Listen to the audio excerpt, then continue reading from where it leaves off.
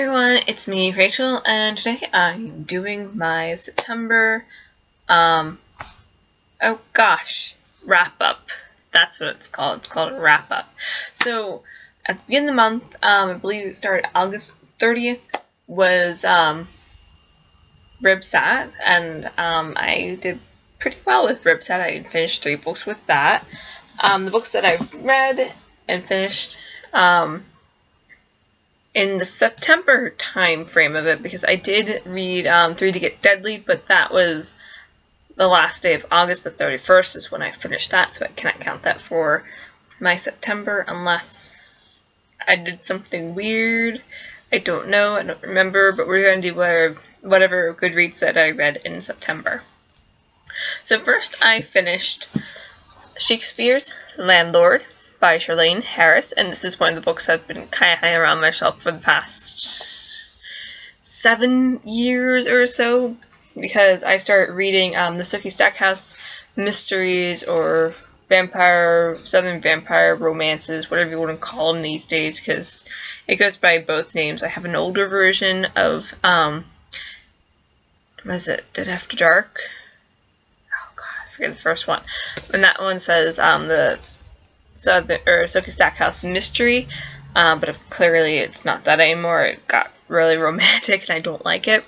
But this particular one, I don't like either. I'm not a huge fan of the main character, Lily Bard. She's not paranormal enough for me, and Charlaine Harris is very well known for her paranormal mysteries. And, I mean, it's not that great. I will finish up the series just because I have the rest of them and they've been waiting for me to read them for forever. Maybe it gets a little bit better. But there was no paranormal aspect to this and I was looking for that. And she doesn't solve the mystery, she just happens to be there when it's solved, basically. So that was okay. It wasn't my favorite Charlaine Harris, that's for sure. Then I read Gravesite by Charlaine Harris. Since it was Ribsat, these were next to each other. These are 2 different series, and I believe I enjoyed the Harper Connelly series a lot more than the Lily Bard mysteries. But this is about a girl named Harper Connelly. She travels around with her brother, Trolifer, and she can locate dead bodies.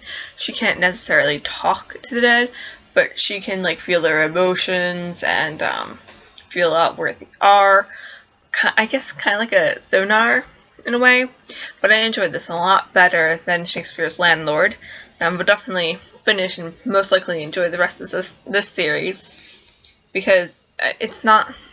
I'm not giving anything away, but her sister's been missing for who knows how many years, and she's determined to find her, and she knows she will probably find her dead somewhere. Then the last book I read for Ribsat was The Glass Rights Apprentice, and if you saw my book haul, I got the next 2 in that series.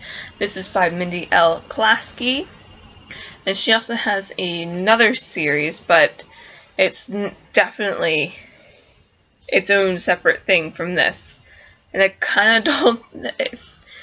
like, the genres are 2 totally different genres. So I'm not sure if there's another Mindy L. Klasky or if they're both the same. Next, I read a very trashy romance novel.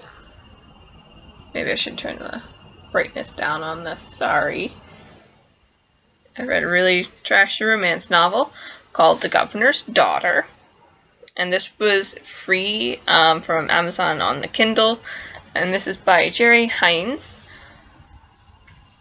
Pretty much what happened in this, anything bad that could happen to the main character happened, and I was not very thrilled with that. When I've been reading romances, it's been mostly women who are very strong, who are very out there, which she was. She was a strong character, definitely. But she was pretty helpless. They threw in the kidnapping and abuse, and it was one thing after another, and it was just way too much. It should have ended a lot sooner than it did, and I struggled. Lately I haven't been struggling through books, but that was one I struggled to finish. And I'm not going to read any more by the author. I hope I don't stumble upon any other romances like that. But that is a very quintessential romance-like, and I don't like that. I like other elements in my romance novels besides just like a love story. I don't care. I really don't care about anything else. I mean, this had a nice touch with the revolution in it, and how the revolution kind of manipulated her relationship with her family, her crush, and it's just really weird. I think the best spin that was in it was she actually married someone else.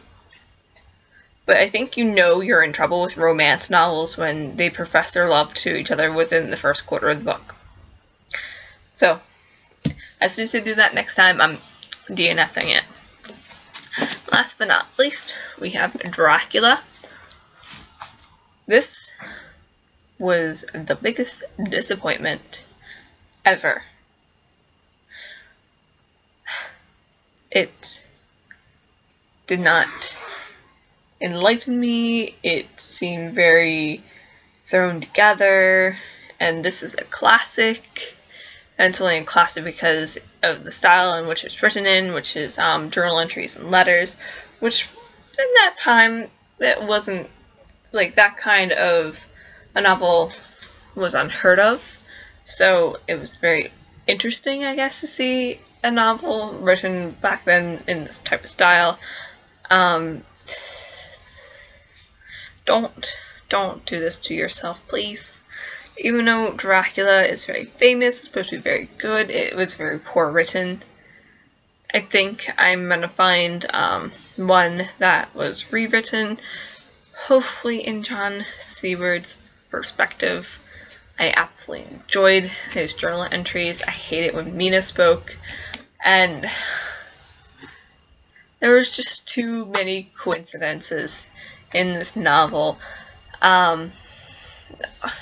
It was just like, it was too coincidental. Like, there was no challenge whatsoever for our main characters. I mean, the only challenge I really could think of was when they were tracking the countdown after he fled London, but having one of the Count's houses next to the insane asylum is just too convenient, and I don't understand why. But I forgot to bring it down with me. But I did borrow the movie from the library. I'm gonna be watching the 1992 version with Winona Ryder. Bleh. Gosh, 1992 version by Winona Ryder. So I'm looking forward to that tonight. But no. Read Frankenstein if you want a nice scary novel that's filled with really great questions, and you'll question yourself. And I think one of the main questions with Frankenstein, I should really reread it, is the monster actually a monster? And I always thought, no, he's not the monster. Dr. Frankenstein's the real monster. So that one will spark questions for you, I guarantee it.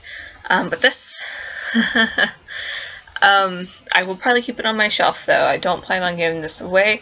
First of all, I really like Barnes & Noble's classic editions because they have really nice, helpful book footnotes.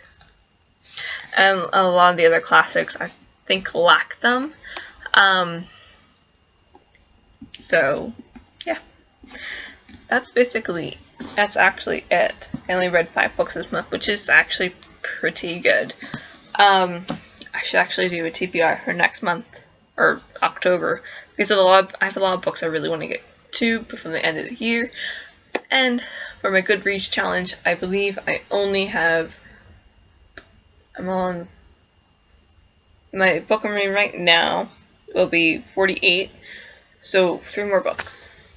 3 more books to finish my 50 books in a year. I think I'm going to try to read at least 15 more than that Maybe I should start with 10, and we'll see what happens. Alright, I'll see you guys later. Bye!